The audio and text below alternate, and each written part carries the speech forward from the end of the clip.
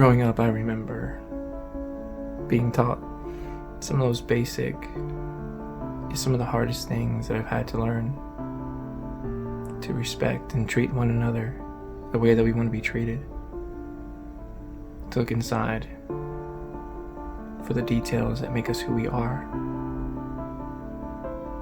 So next time you share, ask yourself, do I want to see what the world has? Whether it's that new car, that new outfit, that awesome new makeup. Maybe it's a fancy new gadget, or something you just bought. You're amazing. And share that with the world. Show them your colors and make a difference.